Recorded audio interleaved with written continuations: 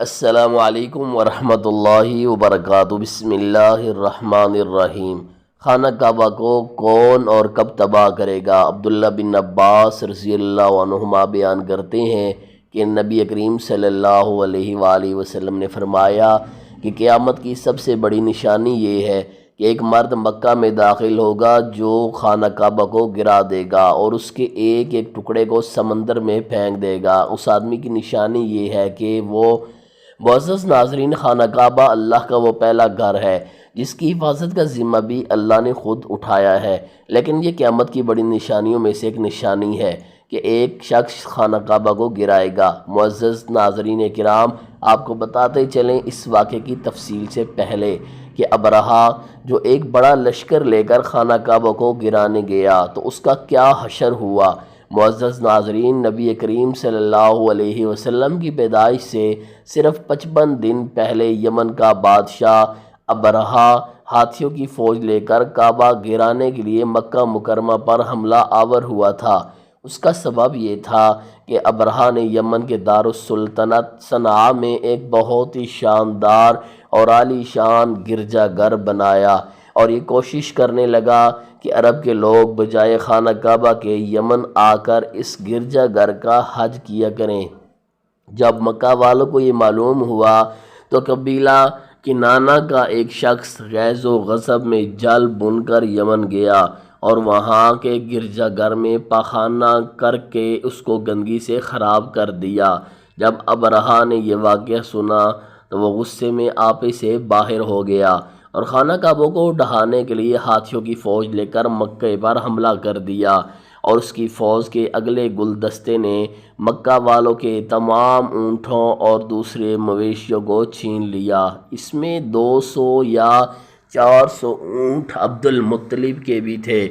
عبد المطلب کو اس واقعے سے بڑا رنج پہنچا، چنانچہ آپ اس معاملہ میں گفتگو کرنے کے لیے اس کے لشکر میں تشریف لے گئے۔ جب ابرہہ کو معلوم ہوا کہ قریش کا سردار اس سے ملاقات کرنے کے لیے آیا ہے تو اس نے آپ کو اپنے خیمہ میں بلا لیا، اور جب عبد المطلب کو دیکھا کہ ایک بلند قامت، روبدار اور نہایت ہی حسین و جمیل آدمی ہے جس کی پیشانی پر نور نبوت کا جاہ و جلال چمک رہا ہے، تو صورت دیکھتے ہی ابرہہ مرعوب ہو گیا اور بے اختیار تخت شاہی سے اتر کر آپ کی تعظیم و تکریم کے لیے کھڑا ہو گیا اور اپنے برابر بٹھا کر دریافت کیا کہ کہیے سردار قریش، یہاں آپ کی تشریف آوری کا کیا مقصد ہے؟ عبد المطلب نے جواب دیا کہ ہمارے اونٹ اور بکریاں وغیرہ جو آپ کے لشکر کے سپاہی ہانک لائے ہیں، آپ ان سب مویشیوں کو ہمارے سپرد کر دیجئے۔ یہ سن کر ابرہہ نے کہا کہ اے سردار قریش، میں تو یہ سمجھتا تھا کہ آپ بہت ہی بلند حوصلہ مند اور شاندار آدمی ہیں، مگر آپ نے مجھ سے اپنے اونٹوں کا سوال کر کے میری نظروں میں اپنا وقار کم کر دیا۔ اونٹ اور بکری کی حقیقت ہی کیا ہے؟ میں تو آپ کے کعبہ کو توڑ پھوڑ کر برباد کرنے کے لیے آیا ہوں، آپ نے اس کے بارے میں کوئی گفتگو نہیں کی۔ عبد المطلب نے کہا کہ مجھے تو اپنے اونٹوں سے مطلب ہے، کعبہ میرا گھر نہیں ہے بلکہ وہ اللہ عز و جل کا گھر ہے، وہ خود اپنے گھر کی حفاظت کرے گا، مجھے کعبہ کی تھوڑی سی بھی فکر نہیں ہے۔ یہ سن کر ابرہہ اپنے فرعونی لہجہ میں کہنے لگا، اے سردار مکہ، سن لیجئے، میں کعبہ کو ڈھا کر اس کی اینٹ سے اینٹ بجا دوں گا اور روح زمین سے اس کا نام و نشان مٹا دوں گا، کیونکہ مکہ والوں نے میرے گرجا گھر کی بڑی بے حرمتی کی ہے، اس لیے میں اس کا انتقام لینے کے لیے کعبہ کو مسمار کر دینا ضروری سمجھتا ہوں۔ عبد المطلب نے فرمایا کہ پھر آپ جانیں اور خدا جانے، میں آپ سے سفارش کرنے والا کون؟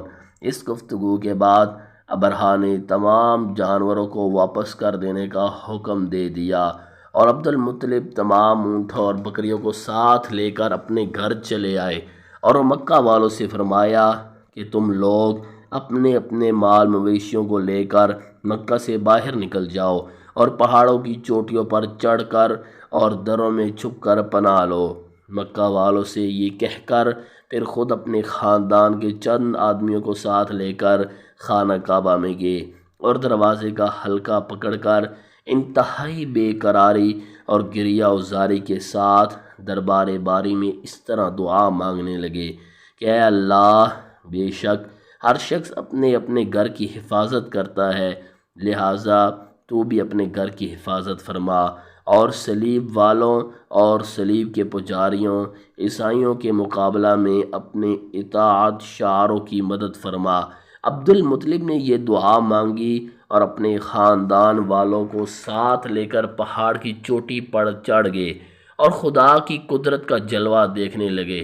ابرہہ جب صبح کو کعبہ ڈھانے کے لیے اپنے لشکر جرار اور ہاتھیوں کی قطار کے ساتھ آگے بڑھا اور مقام مغمس میں پہنچا تو خود اس کا ہاتھی، جس کا نام محمود تھا، ایک دم بیٹھ گیا۔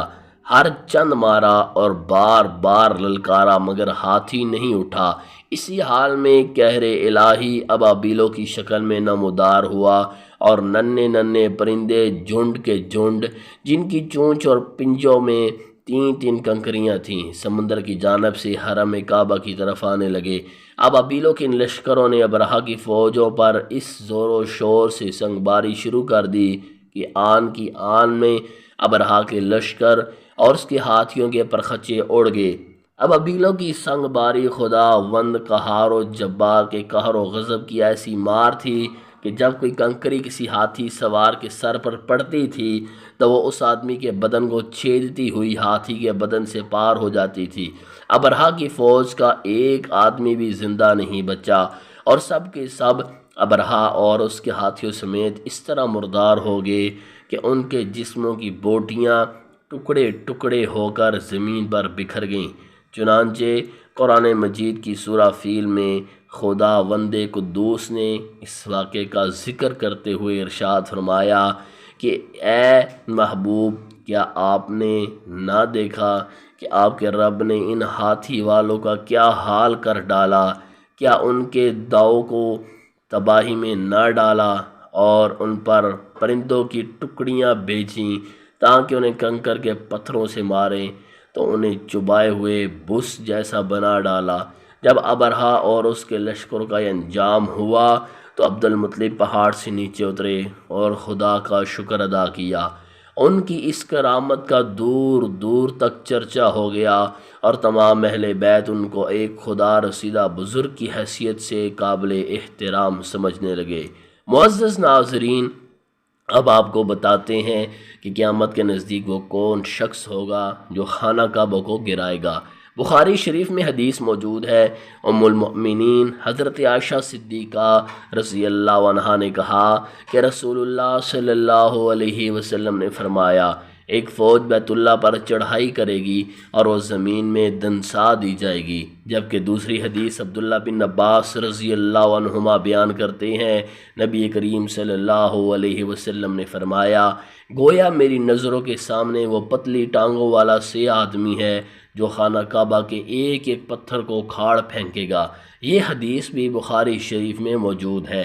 معزز ناظرین، تیسری حدیث شریف جو کہ ابو ہریرہ رضی اللہ عنہ نے کہا کہ رسول اللہ صلی اللہ علیہ وسلم نے فرمایا، کعبہ کو دو پتلی پنڈلیوں والا حبشی خراب کرے گا۔ بخاری۔ تشریح: اوپر والی حدیث میں افحج کا لفظ ہے اور افحج وہ ہے جو اکڑتا ہوا چلے یا چلتے میں اس کے دونوں پنجے تو نزدیک رہیں اور دونوں ایڑیوں میں فاصلہ رہے۔ وہ حبشی مردود جو قیامت کے قریب کعبہ ڈھائے گا وہ اسی شکل کا ہوگا۔ دوسری روایت میں ہے، اس کی آنکھیں نیلی، ناک پھیلی ہوئی ہوگی، پیٹ بڑا ہوگا، اس کے ساتھ اور لوگ ہوں گے، وہ کعبہ کا ایک ایک پتھر اکھاڑ ڈالیں گے اور سمندر میں لے جا کر پھینک دیں گے۔ یہ قیامت کے بالکل نزدیک ہوگا۔ اللہ ہر فتنے سے بچائے، آمین۔ یہاں یہ بات بھی ذہن میں رہے کہ ان قیامت کی نشانیوں سے متعلق روایات میں چند ایک معاملات و شخصیات کو چھوڑ کر ان کا وقوع ہونے کا وقت، حالات، شخصیات و اقوام عالم کا معاملہ کافی مبہم ہے اور واضح نہیں ہے کہ اس پر کوئی حتمی رائے دی جا سکے کہ کب کون کیسے خروج کرے گا وغیرہ۔ آج کل کے سیاسی تناظر میں لوگ اور اکثر علماء کرام بھی یہ سمجھ رہے ہیں کہ بس قیامت صرف چند سالوں یا دہائیوں میں آنے والی ہے۔ کعبہ اور مسجد نبوی کو یمن یا ایران کے جنگجو تباہ کر دیں گے یا خود زمین میں دھنس جائیں گے۔ آئندہ چند سالوں میں امام مہدی اور حضرت عیسیٰ علیہ السلام کا نزول ہو جائے گا۔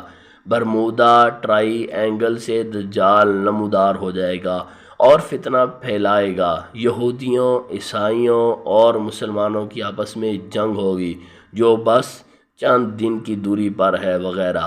حقیقت یہ ہے کہ سب قیاس آرائیاں سادہ لو عوام الناس کو محفوظ کرنے اور عمل و جہاد سے دور کرنے کے لیے کی جاتی ہیں۔